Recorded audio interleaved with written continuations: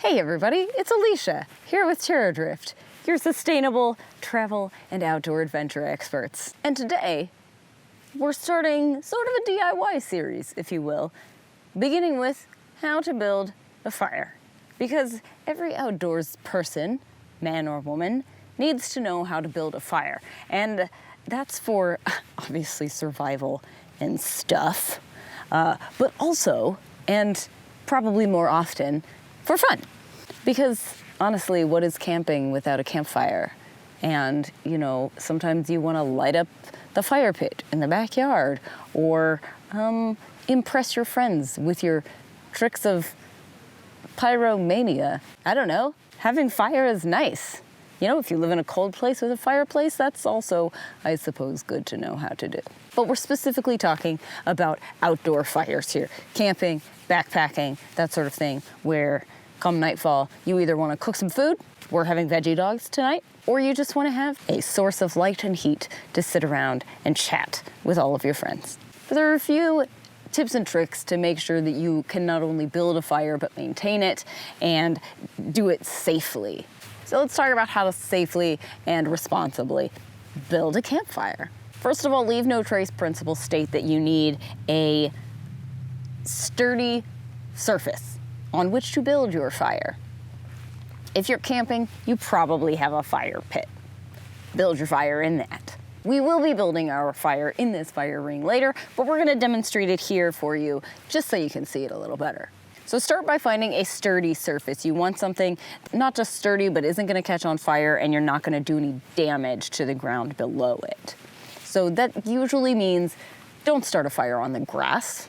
Don't start it near a field of dry weeds. Don't start it in a prairie. If at all possible, build it on something solid like a rock or a large patch of dirt like this would be okay in some circumstances, or on gravel where the fire isn't going to permanently damage the earth beneath it.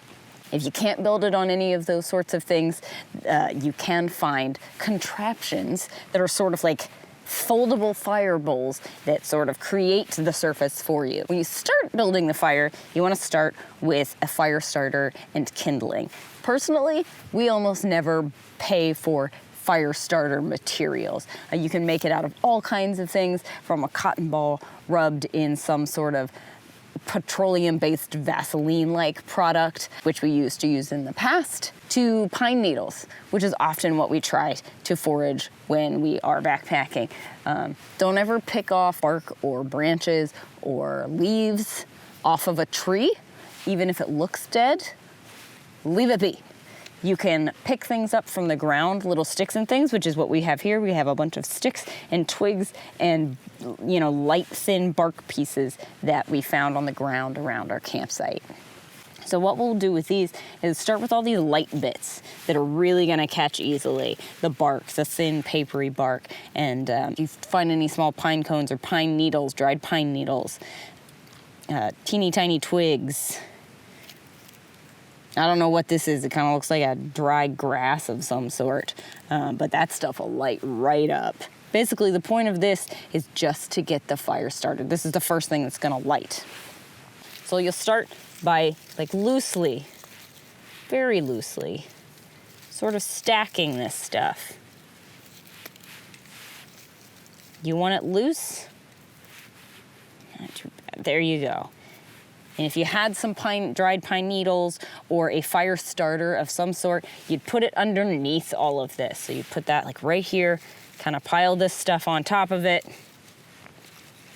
make sure it's good, and light that. You wait for that to catch and really start to burn.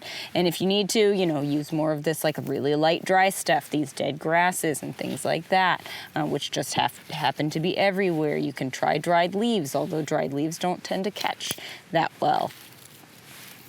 Just pile it all up. There's your little pile of kindling. On top of this, you'd want to start adding larger branches, not huge, just bigger sticks, really. And just sort of very carefully pile them on.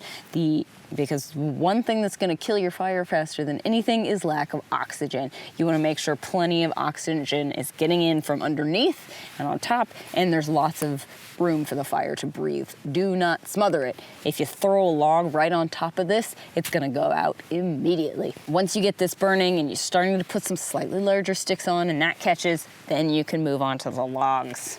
Now, there are lots of schools of thought on how to stack logs when you're making a fire, but this is what we like. We do sort of a log cabin approach, where we pick 2 similar sized logs, stick them like this on either side of our little kindling pile, and then we start stacking things on top. These 2 logs give plenty of room for oxygen to move in and around the fire so that we don't smother it and it has lots of room to breathe. And then we start stacking some more. Again, leaving some space between these 2 logs so the fire can move and breathe. And you'll maybe put a 3rd log on, depending how big of a fire you're looking for here. And as the fire starts going and this log probably starts burning hotter and faster and really catching, then you can start to move the logs a little close together. Make sure there's still room for it to breathe, but closer together and they'll all start to catch. From there, you can start stacking the other way. I personally wouldn't go much larger than about 3 layers because you just don't need that. But as the fire starts to burn these logs away, you can add more on top.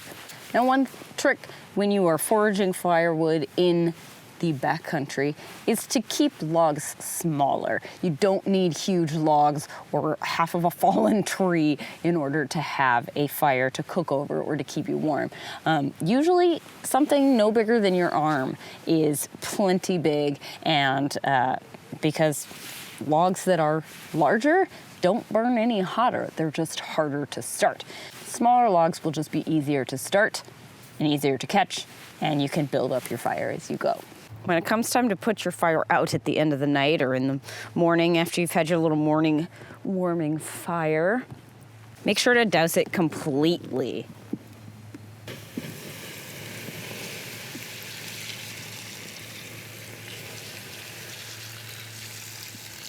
Usually that means there's going to be a puddle in the bottom of your fire pit.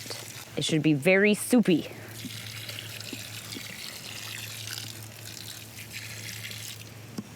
Because I have seen fires spontaneously start back up if they weren't put out completely.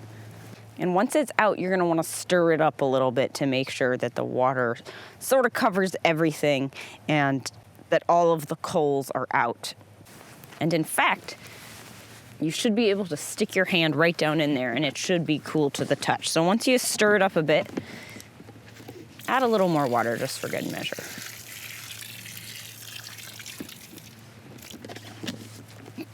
A good rule of thumb is that you should be able to stick your hand right above it, right in there, and it not be too hot. In fact, if it's cold, even better. I can pick that up. That's a good sign. That's not gonna start a fire anymore because that was just burning and now it is cool enough to pick up and hold.